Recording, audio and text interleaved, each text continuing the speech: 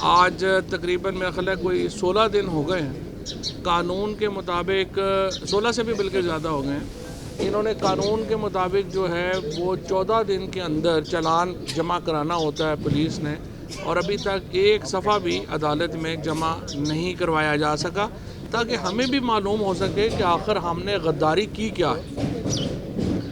میں پھر پوچھتا ہوں کہ اگر جیلم کے ایم این اے، پنڈ دادن خان کا ایم این اے، آپ کے راول پنڈی کا ایم این اے، آپ کا میاں والی کا ایم این اے، یہ سارے غدار ہیں، تو آخر پاکستان میں پھر پاکستان ریاست کے ساتھ کون ہے؟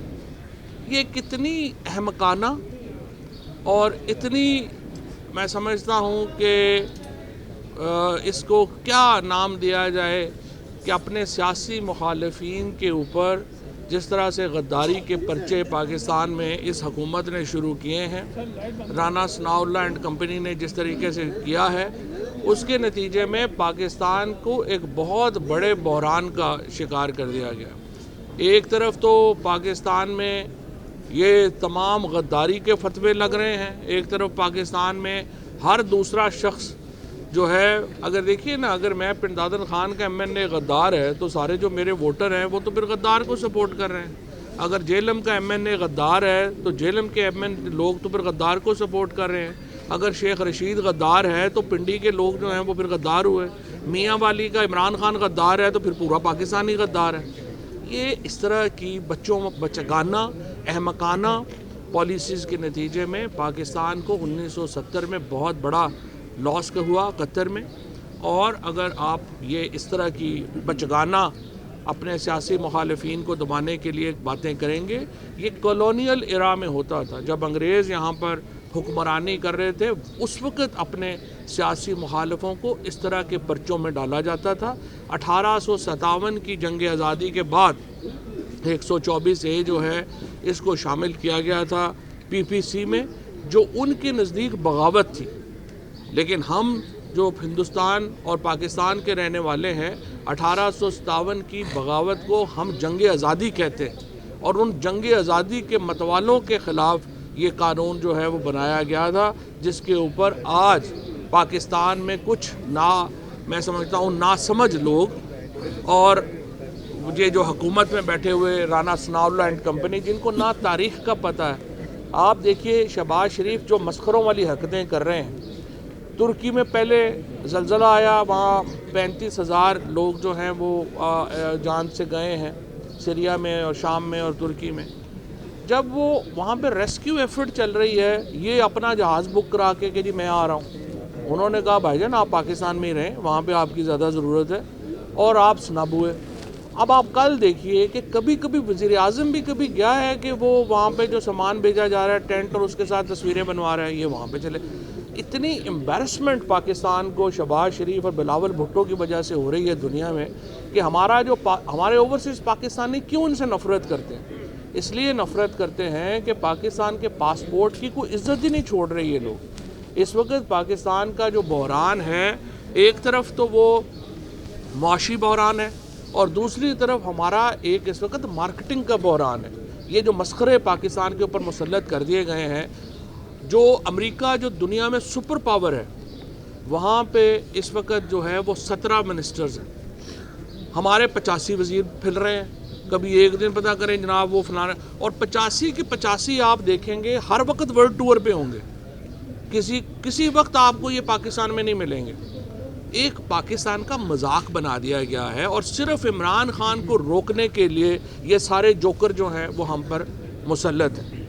الیکشن لڑنے کو یہ تیار نہیں ہے۔ اب میں آپ سے اسپیکر سے پوچھتا ہوں کہ تم اس وقت بھاگ کے آپ نے استعفے قبول کیے ہیں، اب ضمنی الیکشن ہو رہے ہیں، نہ پیپلز پارٹی والے ابھی تک الیکشن میں کاغذ جمع کروا پا رہے ہیں، نہ نون والے کروا پا رہے ہیں، تو اگر آپ نے پی ٹی آئی کو اس طرح ہی، پی ٹی آئی نہیں جو ہے صرف الیکشن لڑنا تھا، تو پھر ہم تو کہہ رہے تھے ہمیں آپ آنے دیں وہاں پہ اور لیڈر آف اپوزیشن ہمارا دیں۔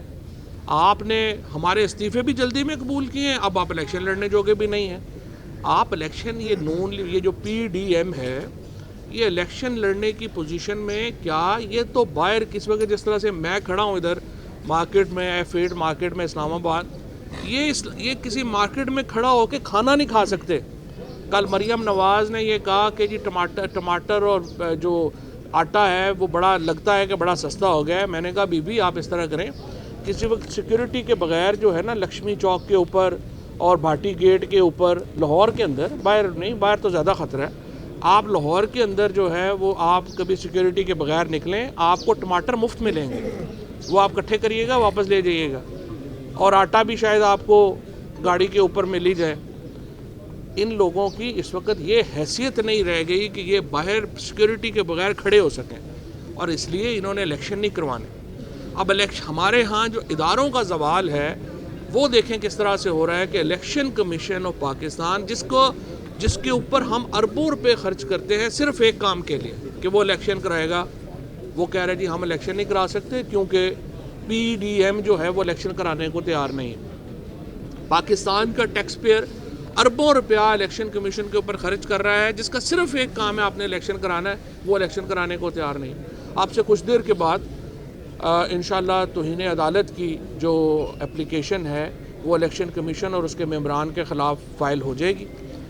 انہوں نے 2 دن ہو گئے ہیں ہائی کورٹ کا, لاہور ہائی کورٹ کا فیصلہ ابھی تک اس پر عمل درآمد جو ہے وہ نہیں کیا, اور ہائی کورٹ کے فیصلے میں یہ تھا کہ امیڈیٹلی کریں. آج رات تک اگر شیڈیول اناؤنس نہیں ہوتا تو ہم کانسٹیٹیوشن کی آئین کی وائلیشن میں چلے جائیں گے, کیونکہ 54 دن آپ کو چاہیے منیمم الیکشن کے شیڈیول اناؤنس کرنے کے لیے, اور 7 دن الیکشن کمیشن کو چاہیے اس سے پہلے ایک جاری کرنے میں اپنا نوٹیفیکیشن الیکشنز کا ڈیٹ کا. اور اگر ہم یہ 61 دن جو ہیں یہ پورے نہیں ہوتے ہیں تو پھر اس کا مطلب یہ ہے کہ آپ آئین کی وائلیشن میں ہیں, آئین کی خلاف ورزی میں ہیں. اب آئین کی اس وقت جو پاکستان میں ایک ہی ڈاکومنٹ ہے, ایک ہی دستاویز ہے جس کے اوپر پاکستان میں کنسنسس ہے, اور وہ پاکستان کا آئین ہے. اس کے اوپر شاہ احمد نورانی صاحب کے بھی دستخط ہیں, اس پہ فضل الرحمان صاحب کے والد صاحب مفتی محمود صاحب کے بھی دستخط ہیں.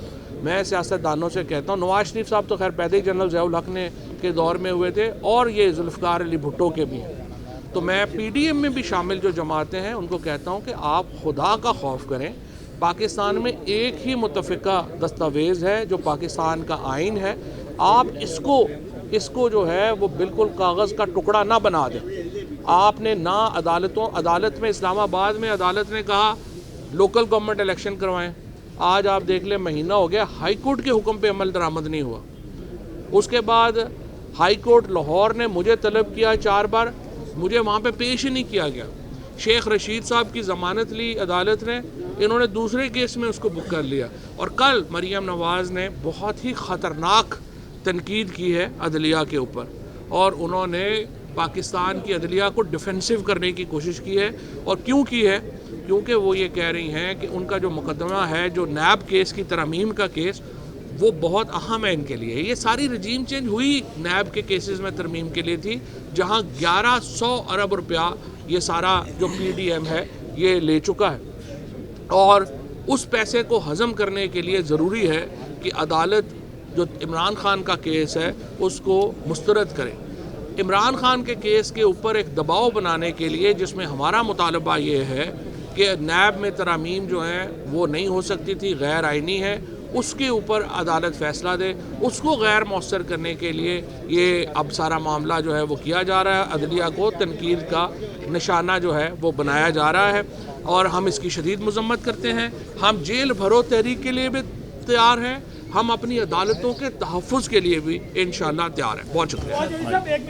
آپ نے بات کی ہے کافی زیادہ بات کی ہے کہ باجوہ ساری حکومت کے فیصلے کرتے تھے.